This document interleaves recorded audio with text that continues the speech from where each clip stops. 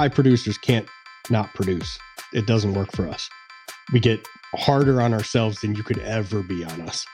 And we can drag the whole team down with us. I've seen myself do it. So you oftentimes a one-on-one or one-on-two or whatever conversation with your influencer or your influencers, your biggest, will actually turn the team. But you don't bring them in and beat them up. You don't bring them in and show them how bad their numbers are. Oftentimes just bring them in and ask a couple questions about what they think is going on. Like, yeah, what do you think? And if you have stories about how you've seen this happen to big producers and seen them come through it, tell them the story. Welcome to the Waste No Day podcast, a podcast specifically for and about the home services industry as it relates to plumbing, heating, air conditioning, and electrical. More than a podcast, Waste No Day is a credo, a determination, a mindset. It is a never-ending discipline. It is a refuse to lose pursuit. It is a wake-up call every morning to waste no day. Now here's your hosts, Brian Burton and Nate Minnick.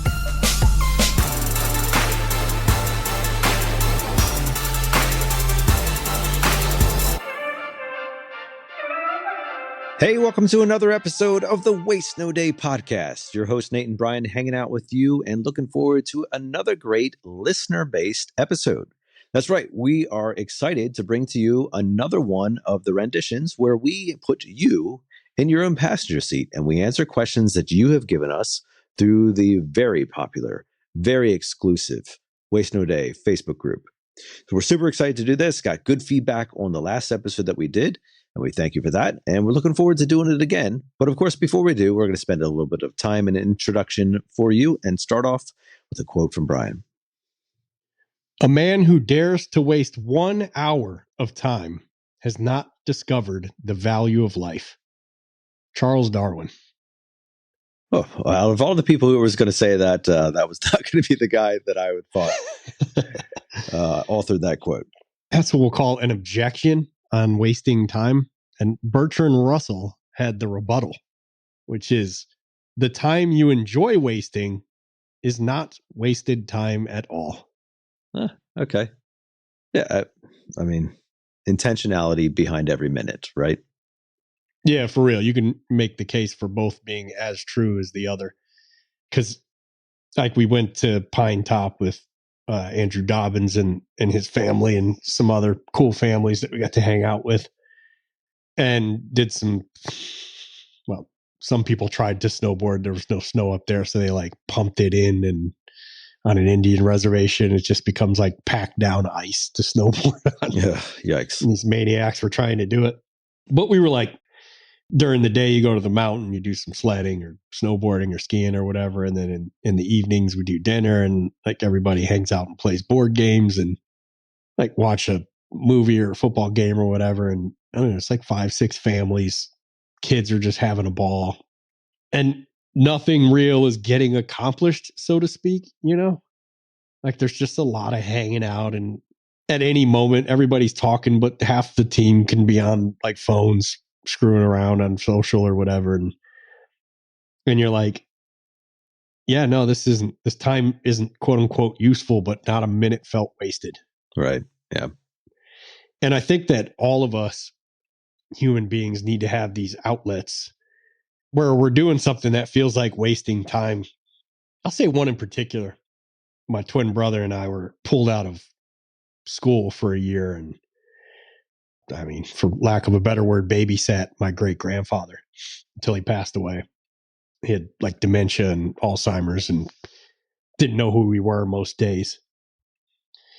And we were supposed to be homeschooling, but you couldn't get us to do schoolwork in school. You sure as heck weren't going to get us to do it at home when there were no grownups there. So we just screwed around like we had nothing to do. And at some point, I'm not sure who it was. It might have been my stepdad got us a model airplane, and I would go down to the basement and just put pieces of that thing, this 1,000 pieces, tiny little pieces. You had to like jigsaw puzzle it together with glue, and there was a model engine, like a model car engine, and it was just such intricate, tedious work. But I just remembered when I would get done with it, feeling like I had conquered something big, as well as like my brain just worked better. Like burning that time without people around, without a TV in the background, without noise. It's, I don't know, you could call it wasted time, but it was time enjoyed, and unplugging and disconnecting that I think is really mandatory for us. I'm going to say for men, because again, I don't understand women. I think we've covered this before, even though I'm married to one and have 3 daughters. I think I know less about them today than I did when I was born. But for men, certainly we need like an unplug time where it's not a phone in our hand. It's not a TV in front of us. Although I do think like putting on a dumb, not dumb, but like just kind of thoughtless series like The Office reruns or something and just chilling out does recharge me a bit, but probably not as much as like just like jumping on rollerblades or something, and or going lifting weights is the big one for me. I mean, but I know not everybody likes lifting heavy weights, but seriously, like lean back in that incline bench and I bring my elbows down with the dumbbells, heavy dumbbells, like whatever's heavy for you. And I'm just sitting there. I'm getting ready, elbows at that 45-degree angle. And it's just like everything that I carried into that gym with me just fell off the top of my head. And all that matters right now is I'm about to press these bad boys up to the ceiling. And you want the iron ones. You don't want this nonsense with the metal grip and the rubber. No, none of this nonsense. You need ones that make noise. And you get, boom, you press them up to the top and they touch, ting. And it's like, yeah, yeah, there it is. Like everything, all the stress is gone. All the cares and the problems have just fallen off this bench. And I'm going to try to do this 2 or 3 more times. And then I'm going to drop the weight down and go again. I like the pyramid. So a little weight comes off and we do it again and again, all the way down. And boy, do you walk out of there a completely different human being. Just everything's different. And it's different in a positive way. Like you're just ready to take on anything. It's weird because you're physically exhausted, but your mind it's never more crisp. You're recharged. And if you're in a position where you can't work out or you can't do the snowboarding or roller skating or whatever, bike riding for whatever reason, I think turning the phone off, unplugging the TV, getting secluded in a room and doing some writing or building a model something or whatever hobby you can come up with. Actually, an odd stress reliever lately has been playing trouble with my 2 youngest daughters. Now, this can get pretty stressful too, because they like to act out and we playing it on the couch and one of them will get mad because they got their piece knocked back to the starting line and they'll hit the cushion and all the pieces will pop up in the air. Well, Dad's done. Thanks. Thanks for getting me out here early. But as long as everything's peaceful, that can be like a good kind of recharging thing. But not like getting off by yourself into something. Yeah, I think going back to the quotes there, Brian, the difference there is the definition of waste, right? So if you use the other term and you said, useful, right? I don't think anything that you're doing that is qualifying as useful is necessarily wasteful. But even then, it depends on what you're trying to accomplish, right? So if you're being useful at work at the expense of your relationships at home, I would actually say that is in fact waste. But if you're being useful in, other areas and you're keeping balance in your life, then good for you. My Uncle Joe once wisely told me that for a man to truly rest and to truly enjoy like a vacation or some type of getaway, he has to rest in 3 ways. He has to rest physically, he has to rest mentally, and he has to rest spiritually. And if you're sacrificing one of those, your rest will not be full, or not at least as full as it could be. And I can agree with that because there's been times when I've gone on like a vacation or something like that, and you lay around, so you're getting this physical rest, but then you kind of come back from the vacation and you're like, oh, that was kind of like a waste. I didn't really feel like that was what I wanted it to be. And so I think if you're accounting for those 3 things when you are trying to rest, or you're accounting for those 3 things when you're trying to be useful, you'll find yourself far more motivated, rested, and ready to do whatever it is that you need to do. Well, what we need to do right now, Brian, is we need to take time to highlight one of the people who has given us a review in recent days. We always appreciate this portion of the show. For those of you who have done that, it's an encouragement to us, and we hope to others as well. Brian, who do we have on today? I think this reviewer must have done this, so I say this twice in a row. But if so, kudos. If not, we're going to do it anyway. 5 stars. 5 stars. The title of the review in all caps was 5 stars. And then he left us 5 stars. So the real deal. A free way to sharpen your mind on the way to your service calls. Thank you for all the wisdom you guys drop on a weekly basis. TX 1836. So, okay, I have no comment on the name, but appreciate Texas. the review. Okay. 1836 could be like a, what was that? No, the Yellowstone prequel. That was 1883. Yeah, I don't know. Oh, it's a great series, man. You got to check that out. Yeah. All right. Well, you know what? It's a great review. That's what I have to say. Great review. Appreciate you, Tex. We're just going to call him Big Tex. Big Tex. Absolutely. And we do appreciate the time that you took to leave that review. And for those of you who haven't done that, we would appreciate it if you would. It's time now to get into the meat of our episode. And as we mentioned at the top of the show, we're going to take the time to answer some of your questions today. So we're super excited to place none other than you in your own passenger seat right now. Our guest today is you, the audience of the famed and very well listened to by dozens and dozens and dozens of people, Waste No Day podcast. We are so excited, privileged to speak before you on a weekly basis. We thank you for doing all the things that you do to not only reach out to us and, of course, give us some encouragement, but what you do for every homeowner out there on a daily basis. Whether you're sweating in an attic or freezing in a crawl space, whether you're getting frustrated with a fitting or you're getting shocked because you forgot to turn the breaker off, we appreciate the things that you do to make America keep on moving. Thank you for doing that, and thank you for doing it well. And also thank you for listening so that you can do it even better tomorrow. All right, Brian, we got some great questions to kick off the show today, and we're going to start off with one by Dwayne Brosny, or Brazine. Forgive me, Dwayne. Not always sure about the pronunciation, but his question is, what is the best way to keep your techs motivated and not fall into the winter blues during a slower season? That is a great question. Hey, do you know where the dozens thing initially came from? I, in fact, do. Yes. No, you know why I say it, but do you know where the actual word dozens came from? You ever seen a League of Their Own? 12? No, I don't think so. You haven't seen A League of Their Own with Tom Hanks? Is that the lady baseball team? Yeah. Yeah. Okay. Yes, I've seen that. Great movie. If you're into girls baseball, I'm not, but great movie if you're that kind of thing. Dude, it's such an awesome movie. It's one of those movies where if we're switching through channels and it's on, we're just like, we'll just leave it here. Why not? It's a hilarious movie. But he's like, Tom Hanks is their coach. So all the men go off to war and then the ladies pick up baseball where the men left off. And it's a joke in the beginning. There's nobody watching, like nobody cares.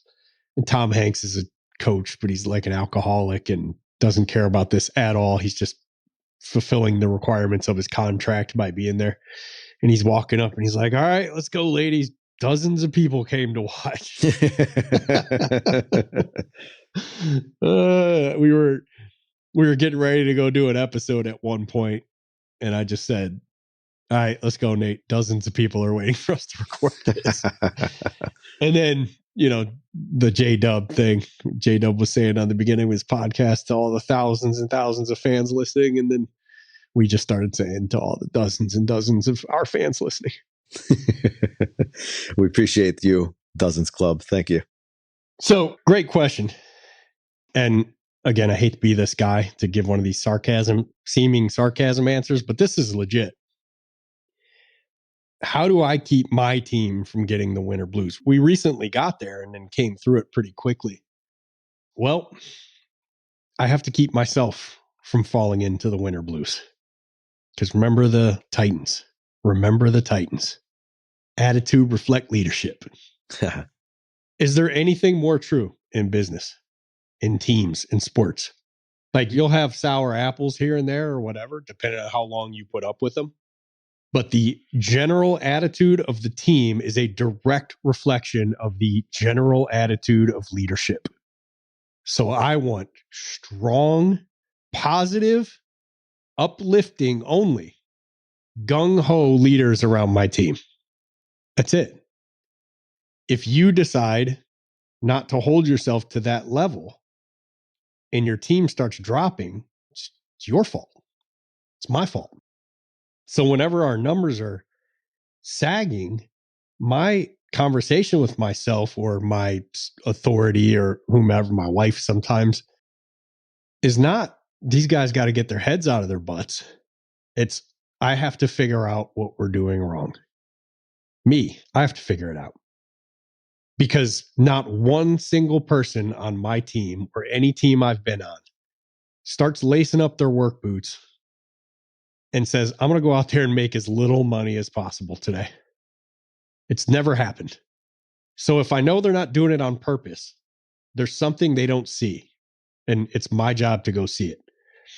But I've always found, man, if we can start with enthusiasm, gratitude, being happy to do what we get to do today, and like serving people at a high level, knowing that that results in a big income for the family. Don't get a guy and pay him $22 an hour and tell him all he's ever going to get is $1 an hour raise a year until he retires and expect that he's going to go out there and like serve at a high level. Why would he? Like, what does he have to look forward to? Guys on my team are going to be taught a blueprint of how to get rich.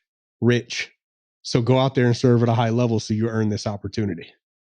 And how is your mindset going to be if that's the promise that you're trying to work towards? Largely positive, right? And the winter blues are going to happen. So if we're in that slump now, I'm going to apologize in advance for this episode. Got a severe cold. Same one as last week. But since we're recording both these episodes the same day, I still got the same cold. So when we're in that situation, how do we change things? How do we fix it? Well, oftentimes there needs to be a change. So a lot of the time, well, anytime you're dealing with a team, you have 2 to 4 main players, like the most influential people on the team. And oftentimes when we're in a slump, both or all of those people are in a slump. And their negative attitude, they're not trying to be negative. They're hurting. They're in pain. Like, high producers can't not produce. It doesn't work for us. We get harder on ourselves than you could ever be on us. And we can drag the whole team down with us. I've seen myself do it. So you oftentimes a one-on-one or one-on-two or whatever conversation with your influencer or influencers, your biggest, will actually turn the team. But you don't bring them in and beat them up. You don't bring them in and show them how bad their numbers are. Oftentimes just bring them in and ask a couple questions about what they think is going on. Like, yeah, what do you think? And if you have stories about how you've seen this happen to big producers and seen them come through it, tell them the story. If you don't, get a hold of somebody who has those stories. PM me on one of the social medias. I help people with this all the time. I get the $ sunglasses on. I put them on. I tell the tech to remember that you're in a slump right now. So everyone who looks at you sees this. Just big old $, because you're looking at them like a way out of this slump. And you can't afford that. So what you're going to do on the next call, you're not going to worry about money. You're not going to worry about revenue. You're not going to worry about your closing percentage. You're not going to worry about falling further down the wheel if you don't get one sold and all the good calls, quote unquote, going to the next guy. None of that. All you're going to do is get the most emotional, loving video review you have ever gotten out of a client. That's your only goal on this call. And lo and behold, almost every time I've done that, the tech goes out and sells a huge job on that next call. They just need to stop looking at it like a way to break a losing streak. I love the answer there, Brian, and it's a strong answer. I'm not going to try to overcome that or suggest that you're wrong. I fully agree with that, and that's going to be your best approach when things are like going off the rails, but you can't tell why. My answer is going to be much more along the lines of like, practical planning, right? So, Brian, ironically, I'm going to use a Coca-Cola illustration. You used the polar bear one the last time. But do you remember when Coca-Cola replaced the names of Coke on their bottle with actual names? Like you could find a Brian Coke or you could find a Nate Coke. It was actually written on the bottle. Yeah, I do remember that. That was pretty cool.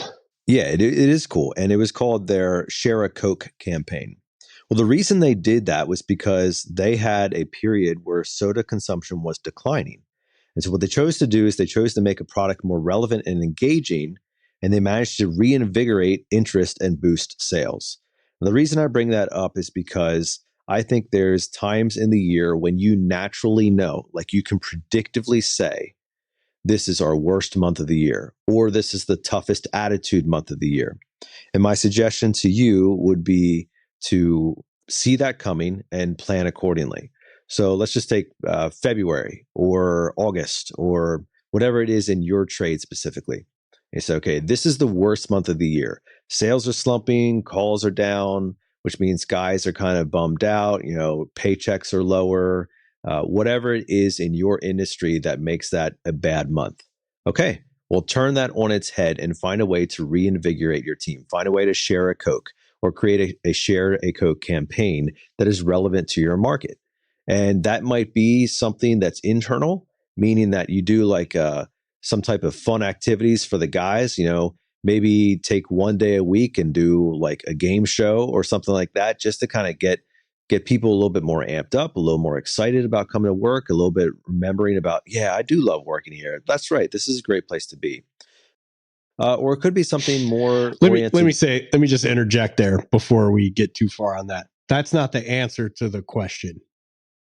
Like, don't ever find yourself in a slump and say, all right, guys, we got to go bowling. I don't know what it is about that, but many people in the trades certainly look at that and it's the whole pizza party by management thing. Well, we got a crap culture right now. Let's throw a pizza party and fix it. It can never be a Band-Aid. If you're doing bowling and putt-putt and axe throwing and shooting range and stuff like that, I'm all for it, man. Teams should be doing stuff like this. Breakfast at the shop. We're big on grilling at the shop. My man Kyle Brewer out there on the Blackstone putting breakfast burritos together for everybody. But it's something that's built into the calendar, right? Or something you do as a celebration. Don't ever do it as a funeral for the last month. It's not a fix. It's just something we do. Does that make sense? Why I said that? No, I hear you on that. And my comment on that would be to find something that you do feel is going to be motivating. So yes, you have to be cognizant of the things that you're offering and saying like, well, is this really going to do anything? But for example, in February, February is the typical month where the Winter Olympics is held. So maybe you do something like an Olympic competition inside your trade organization. And like you kind of gamify it or kind of come up with a way that's going to motivate people and get them kind of excited again. Another thing you can do is an external competition, which could potentially drive sales. And you might specialize in something. We've talked plenty of episodes before about scarcity, and we're doing this special right now and lots of ways to keep people interested in that. And again, I'm a big proponent of competitions where there is like a leaderboard or some type of regular check-in about who's winning. Gamifying sales is a great way to get guys engaged, in my opinion, and a great way to keep the team oriented together. And you can take that how you want. You can run it individual. You can put guys in groups. I've seen it successful both ways. But at the end of the day, be smart enough. And most of you who are listening know, be smart enough to know when the slump is going to occur. Unless you're brand new to whatever you're doing, you have history. So you know at some point, this is fairly typical around this time of year. So be creative in how you're going to solve it. It's the week after our record month. Yeah, right. It doesn't take Nostradamus to figure out when that's going to be. It's always going to be an entire week after you hit a record month, inevitably. Yes. So great question, Dwayne. Appreciate that. Getting us off here with a good one. We're going to move on to Larry Dedman. He's got a question specific to some of our historical episodes. He says, do you guys have any episodes on how to approach different types of calls? For example, a diagnostic versus an installation versus a maintenance, or et cetera? And his question is specifically to electrical. Great question. I would say, I'm sure there are some episodes. I would think that with Jamie Mellinger, who's been on the show 3 or 4 times, we probably covered that kind of thing. But for me and the way I train, and this was no different even when I was vice president of sales at a company that did HVAC, plumbing, and electrical, I trained everyone to run every call like a maintenance. And it sounds like a lot of work, and it can be. If you're a very thorough technician, like I hope you are, depending on what field you're in, running a maintenance call on a free estimate can add an hour to your call, maybe 2 hours to your call. But if I was, this is just what I'll say it like this. If I was running service calls today and I was running a free estimate for anything, I would say, you know what, ma'am, while you're here, you paid the service call fee to get me out. You took the time out of your schedule. Maybe it's a free estimate. You took the time out of your schedule to have me over here. What I like to do is step back and look at the system as a whole and check everything from the front of the house to the back of the house and everything in between. I have this checklist that I'm going to go through and fill out. In the plumbing, I would always say we're going to flush your water heater, check your sacrificial anode rod. We're going to test the pressure. We're going to do a water test. We're going to check your toilet tanks, all the emergency shutoffs in the home, and make sure they're going to do what you need them to do if, God forbid, you ever need them, and everything in between. And hopefully you have some kind of checklist you can fill out. Why? Because your client loves a checklist. Whether you love filling it out or not, who cares what you love? It's the hardest thing in the world to get a group of technicians to run on a checklist for some reason, but it's the most beneficial tool you have next to your mouth in that call.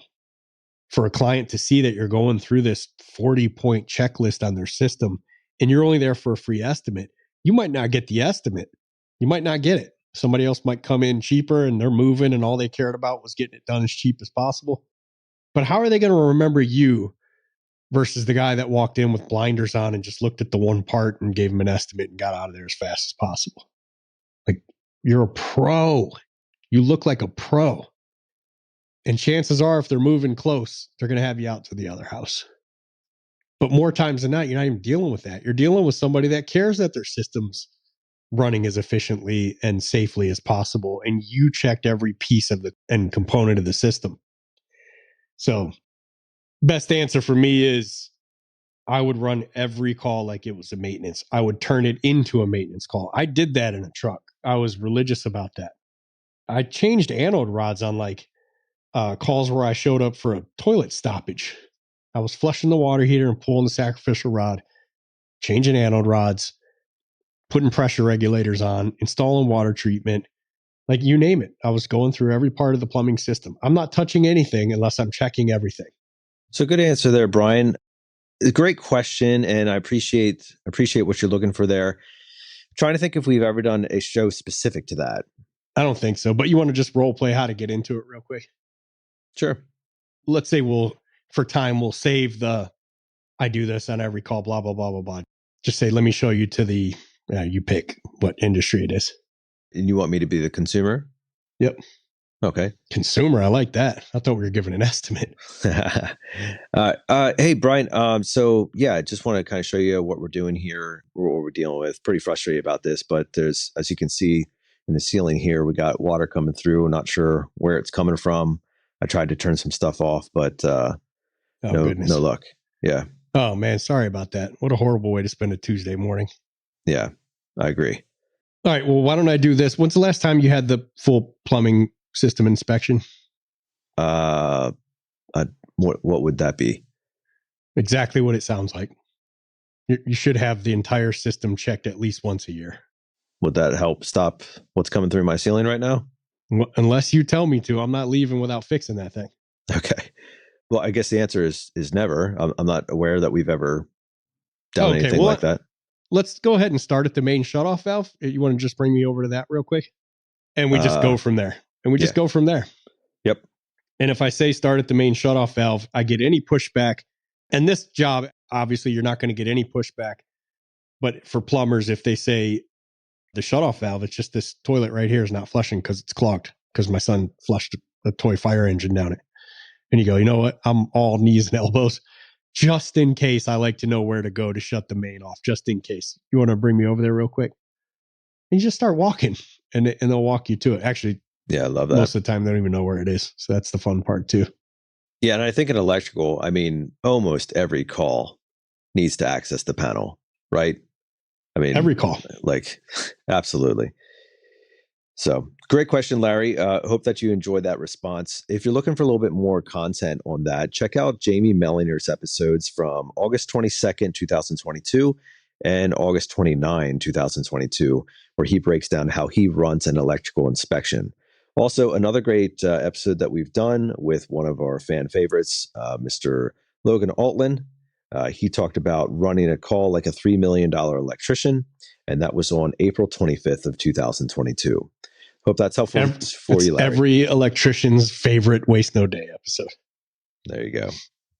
All right, great question, Larry. Appreciate that. Our next one comes from Justin Tatum, and he asks, why did the Lions choke? I don't hang out in South Africa a whole lot, so I don't know what Lions are doing, bro. Can we move on to a real Waste No Day question, please? Okay. All right. He did have another question on here. So he actually asked, what did you do to get out of a funk? And we kind of already answered that one with Dwayne's question. So the next one he asks is, what do you think the tenure is for a tech in any trade to get really comfortable with selling? Man, that's a great question. It's like, I would love to have a numerical or statistical answer for that. But like, if you think back to some of the techs you and I trained together that became superstars, some of them were a year and a half in ready to pack it up. Like they couldn't sell their way out of a wet paper bag. And then they become top producers in all of the franchise nationwide. And then you have other techs like Logan. He rode with Jamie for a month, went through training for a month, came out, and I think his second month in a truck was number one. And his first full year in a truck was number one in the history of Mr. Sparky nationwide. He had like $3.5 million his first full year in a truck, and nobody ever did that before or since. Yeah, it's kind of all over the place, bro.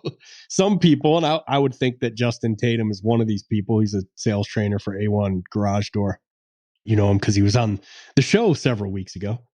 That's right. I think he's probably one that's a more natural. He would fall into it a lot faster. Depends on their communication level. It also depends on kind of on their drive, like who they are. So what I mean by that, you can get a very poor communicator who is very competitive with himself. Like you don't have to be competitive with everyone around you, but someone who's like, I won't lose, and they'll pick it up very quickly. But if you have low drive and low communication skills, it's going to be a long journey. Doesn't mean it can't happen, but it's going to take a lot longer. You need one of those in overwhelming fashion. Yeah, I agree with you, Brian, on that. Justin, I think there's lots of diversity in what the raw ingredients you are dealing with. You know, sometimes the cake comes to you half baked. The next time you have to crack some eggs, and the next time you buy, it's a fully formed cake to begin with. So lots of different answers there in what that timeline is. Yeah, I got 3 guys at the shop I'm at now. It's just, very early. 2 of them were already there. 1 I hired right after I got there. All 3 of them, I'm just having conversations with them, and it's Eddie, Jack, and Brad. I'm having conversations with them early on. Like, these guys are going to make me look like a stud of a trainer. Nice. High level communication, super empathetic, drive through the roof. They have to beat each other constantly. They're best friends in the world, but they have to beat each other. I'm like, yeah, I'm going to be a rock star from this. These guys are really going to help paint my legacy. Meanwhile, the worst trainer in the world would have made him, top 25. No problem. Well, appreciate that question, Justin. And if actually you're interested in hearing more from Justin, he was the last episode of 2024, Mastering Objections to Achieve 1.4 million in Sales. So that was a fun episode that we did with him. All right, our next question comes from Jonathan Phillips. And he actually has a couple up here, and he is a trainer as well. His questions are, how can a salesperson consistently perform at a high level without losing their authenticity in client interactions. That's a great one. How can they produce at a high level without losing their authenticity? Yeah, I would translate that to say, like, how do they not become a robot and just like go in there and, they have to get the number. So how can they remain authentic? That's the word that he used. Yeah, I like the Alex Hormozi quote. I think this is it's so crucial to what we do, to being authentic and kind of true to ourselves and our client, but still hitting massive numbers out of the park. Now, it might make your conversion rate dip down a little bit, but like I've said before, I came out to work with Mike Brewer on this Ben Franklin team, and he's like, Brian's here. We're going to double our ticket average, and our conversion rate's going up. Conversion rate was crazy high. I don't know, it was like 86% or something across the board on plumbing, but the ticket average was like 506. And I was like, oh no, we're gonna double the ticket. We're gonna triple the ticket average. But that conversion rate's coming down, my man. Yeah. I wish I could maintain a team with like 86% conversion rate on maintenance calls. Like that's gonna be, that was the majority of our calls were maintenance calls where we'd been there multiple times. Like, yeah, we're not keeping that. But the company's gonna become profitable, that's for sure. And part of the reason is what Alex Hormozi said is you should stop what you're doing right now as a business owner, manager, or salesperson and create an offer that you show to every client that's 10 times the price of your current big offer. And there's a million ways to break that down. But for our purposes, we'll just say, if everyone who walked onto the car lot dealership at Subaru was walked right over to the Maserati, the SUV they have just happen to have sitting back there for $280,000. And you looked at the monthly payments and you looked at what needs to go down on it. And you're just like, yeah, I can't do that. Like it's out. I can't swing that high, right? I don't have that kind of money. So let's move on. And then you went to their highest model Subaru. I don't even know if they make an expensive one. I don't think so. I know they're built with love. The STI WRX is a very nice car, and of course you know that. Of course you know that. Yeah, but you look at their highest model SUV, and it's say it's $65,000 or whatever. All of a sudden, like the difference in the sticker number, the monthly, the down payment, all this, like you've started working your brain in this way where you figure out how you can do this other one. Like we do it naturally. So when you drop down to this second one, it seems so much more feasible.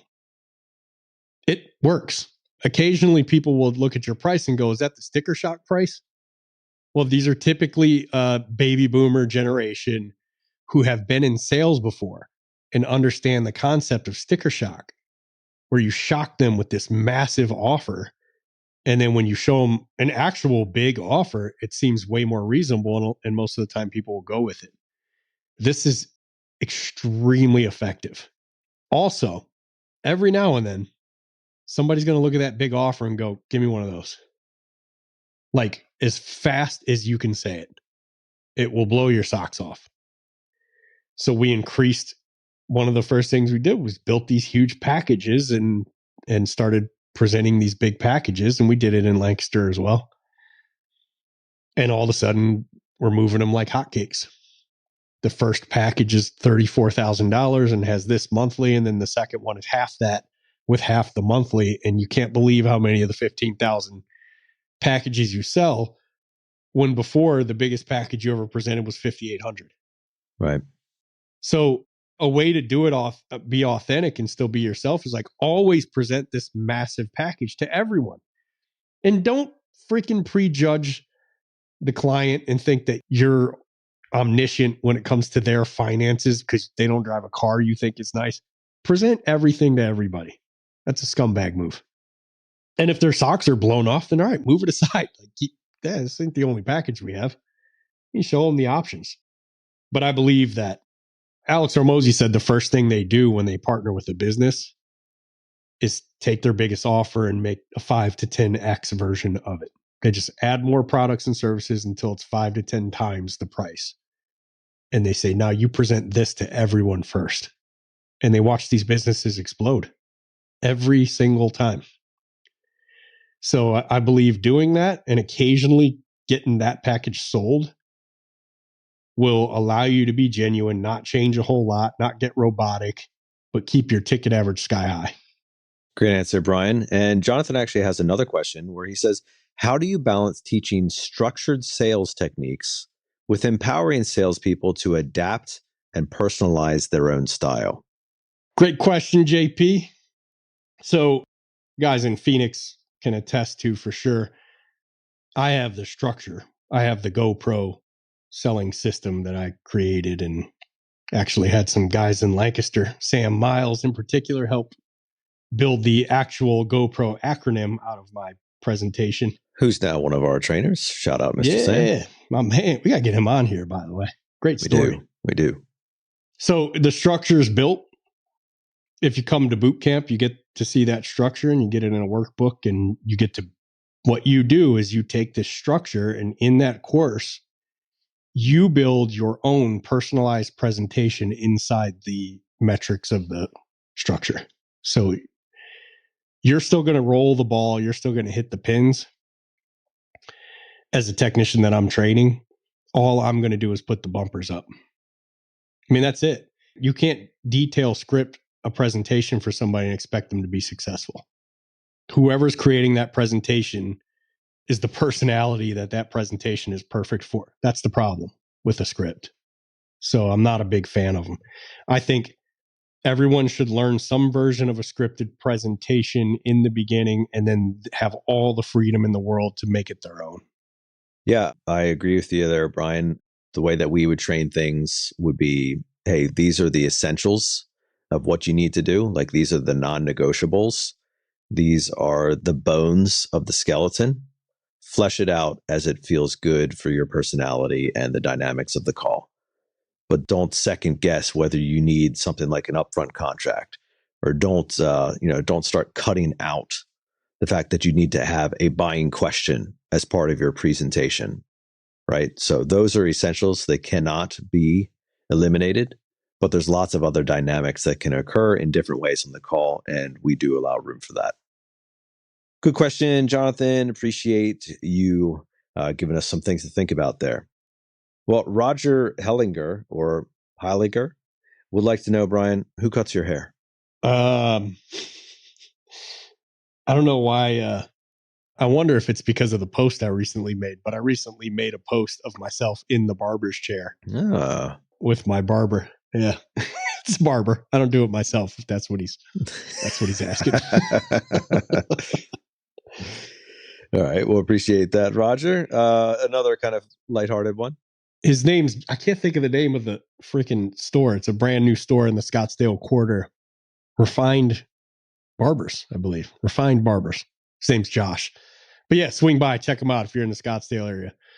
Freaking guy gives an awesome haircut. Great to chill with too. Used to fight MMA. He's just a fun dude to kick it with. All right. Chris Powers has a question, and he says, what do you think is an ideal training schedule for technicians? What do you think is an ideal training schedule for techs, and what should the different training topics be based on for that schedule? So, all right. So we're going to go through the 5 days quickly. You've got Monday is Extreme Makeover Monday, presentation edition. I don't know if that's like anybody knows what that is anymore, but you remember Extreme Makeover Home Edition? Yeah, man. It's probably getting up there for our younger audience. But that is presentation training. So at our shop, that's me training on presentation. Tuesday is PTSD Tuesday, presentation, training, simulation day. PTSD. Why is it PTSD? Because it's role play. And at least in the beginning, 99% of people hate role play. After 2 weeks in our training, they're going to love role play. It's an absolute blast. It's demanding. We hold everyone accountable to role playing very well. We give criticism where it's needed and try to keep it positive with the feedback. But you could literally role play 25. You could be the only person that role plays that day because you're going to do it till you get it right. And then we got to get off to run calls. But man, when you nail it, you get huge applause. Everybody's fist bumping and like really proud. We love to see someone go from terrible at role playing to mastering it, the entire room lights up. And that energy can carry for hours out in the field. So Tuesdays always role play either what we learned on Monday or just objections. So we'll have 16 objections on the whiteboard. And oftentimes we'll just do Siri, give me a number from 1 to 12. And it's number 2. So whoever's in the number 2 seat comes up front. Give me another number between 1 and 12, and it's number 6. Whoever's in the 6th seat comes up. Siri, give me a number between 1 and 16. And whatever Siri gives you is the objection that will run. And both people have to do it as tech and customer until they both nail it. And then we get another group up. Wednesday is Wiser Wednesday. Wiser stands for winning, insights, skills, and expertise for results. On Wiser Wednesdays, I have a guest speaker on every week. These range from like the top selling technicians in our industry to famous sales trainers and owners and managers, and like Ellen Rohr and Tommy Mello and Al Levy, and like just, I mean, you name it, have been on there and will be on in the coming year. And it's at 7 a.m. Arizona time, which right now in the winter is 9 a.m. Eastern. And then when the clocks change, it becomes 10 a.m. Eastern. And it's an hour later than California. So good luck. But I post it in the Waste No Day group every week. If you get me your email address, just private message me on one of the socials, your email address, I'll get you on the list. So you're on the invite. So you at least get an invite on your calendar every Wednesday morning. It's the first time we've offered that, but yeah, just go for it. We'll get to it eventually. Every Thursday is TED Talk. That for us is technical education with Daryl. Daryl Robinson is our operations manager, and he just trains the guys how to be better plumbers that day. And Friday, that is the Role Play Olympics. So we'll have guest judges come in, and we have 3 sets of Olympic scorecards in the back. And guest judges will come in and just grade our techs on their role play ability. It's more of a competitive role play. Always a good time. Yeah, I love your training schedule there, Brian. At our shop, just generically speaking, there's going to be time for technical training. There's going to be time for a same page, like scorecard issues type of meeting. There's going to be a cultural meeting. There's going to be a sales meeting, and there's going to be role play. So in general, that's kind of the things that we would focus on at a high level that are important. But appreciate the question, Chris, and hope that gave you some things to chew on. All right. Good one here from Brogan Thompson. Brian, this one is perhaps a role play scenario. He asked the question, how do you guys handle the husband-wife combo where the husband feels the need to be dominant? Scenario, wife asks a question, and before I can answer the question, the husband dominates and answers it, but clearly is not the professional on the subject. He said that he's had 2 of these instances where in the middle of the presentation, the wife has questions for him, and the husband doesn't let him answer because he feels the need to have the answers. What do you think about that, Brian? I would just laugh hysterically. Like, did you think that was correct, or were you just joking? Look at the wife in the eyes. You married an idiot. Yeah. Well, that might work for some, Brian. I'm not sure that's going to work for all. No. So we did an episode a few weeks ago with sarcasm and wit and humor. And this is absolutely a place that I would figure out how to shoehorn some humor in, probably along the lines of, well, let's just role play it, buddy. Okay. Who am I? You're the husband for once. Okay. Oh. I love making you the wife, but this time, Mr. HVAC tech, when it comes to setting the temperature, they always say like, you just want to keep it set at one temperature, not like adjust it up and down to your liking throughout the day. Is that true, or how's that supposed to go? No, honey, that's something that we've been over before. Listen, I have the program set up in the thermostat. It's exactly how I want it, and as far as I can tell, that's the best way to have it. And then I would just come in with a little humor. Like, oh, bro, were you an HVAC tech? No. Oh, you never actually did this? No, not like you're doing. No, but I mean, oh, wow. I know how to operate a thermostat. Well, it's not just that. You've had like the correct answer to so many things. Can you do me a favor? You're embarrassing me. Can you let me answer one? Okay, I got it. Thank you. Sure. Go ahead. Yeah, let's hear what you have to say. Yeah, he's absolutely right. That's exactly what I would say. I just want him to let me answer one next time because he's embarrassing me. But I would do something like that, kind of make a joke out of it. Also, make sure you do what I did, which is compliment him. You know, there's that thing where we have no idea what somebody's going through. And I know if you didn't get the sale on that one and you walked out frustrated, pulling your hair out, going, man, that guy was such a prick. But you really have no idea how he may have humiliated himself earlier that day. And all he wants is recognition and respect from her that he feels he's lost in some major way. And the fact that you're willing to take that step back and let him shine there is giving it to him.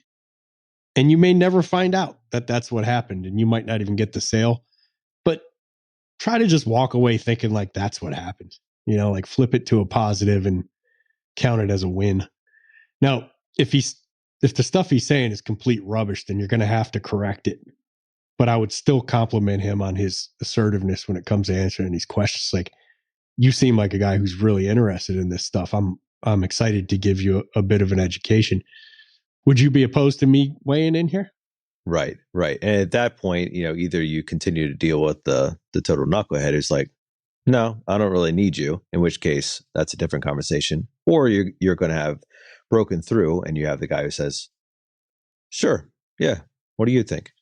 Yeah, I don't think you're ever going to have the knucklehead right there. I don't think anybody's going to push it out that far. I think if you compliment him on his willingness to learn and ambition in the subject, and then ask if he'd be opposed to you weighing in a little bit, and then say, this is what I found in my 15 years doing this. Right. Either way, it's a delicate approach because, as you mentioned, Brian, you're never quite sure of all the dynamics that are going on in the home and why this is occurring. You know, is this just his normal MO or was it just a bad day? And he feels a need to be valuable to the equation. Yeah, probably that. I mean, why would you be puffing your chest out right there and, you know, like trying to outshine the guy who does this for a living? Unless you're feeling pretty insecure. Which is a real possibility. That's a probability. And at that point, the worst thing that you can do is belittle him into the corner. Yeah. And dive into that insecurity, which is going to go hard the other way. And don't think, like if you post this in an HVAC or electrical or plumbing technician group right now, post the same question. If 400 people answer, I guarantee at least 360 of them are going to say, tell him to shut up. Who would you call me out here for? You know, like they're Right. smaller than he is, even though he's like going through so much pain right now. But, and I have that in me too. Like I would want to smash the guy. But where's the win there exactly? So you're not getting the sale 100% of the time if you do that. But at least you have a 50% chance if you go the other way. Right. And as Sandler would talk about, where are you getting your needs met? Right. Are you getting your needs met by making that guy feel like an even worse person? Or are you getting your needs met by that paycheck on Friday? Yeah. 2 Sandler things right there. 1, get your needs met on payday. 2, keep your kid in the car. That little noisy fella with his ego and his emotions and his entitlement, he ain't going to help you in a sales situation. So leave him and his ego out in the truck and you come in here and meet their needs. Now, what if their needs aren't where you want to be? Does that mean we just wash our hands of this call and on to the next one? Or are we order takers or are we salespeople? Because if we need everything to line up perfectly for us to get a sale, that's not sales, right? That's ticket window. People don't walk up to the ticket window unless they want to buy a ticket. Now, if you take a reel of tickets and go out to the Walmart parking lot and start slinging tickets to something, you're in sales now. It's unsafe out there and you have to meet people where they're at. Well, great question, Brogan, and hope you enjoyed the answer there and hope that it gives you something to kind of motivate you through the next time that scenario happens. If you're going to take the sarcastic or kind of the approach where you're going to kind of make a joke about things, maybe go back and listen to the episode we did not too long ago where we talked about the idea of sarcasm and using humor and wit. That was on actually January 13th of 2025. Great episode there to talk about that.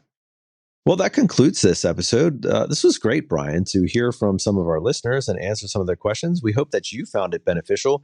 Even if your question wasn't particularly asked or answered on this show, we hope that you have gained knowledge and learned a way to do things better or differently in your life moving forward by some of these good answers that we've come up with today. Hey, get in the Waste No Day group or wherever you find us, communicate with us.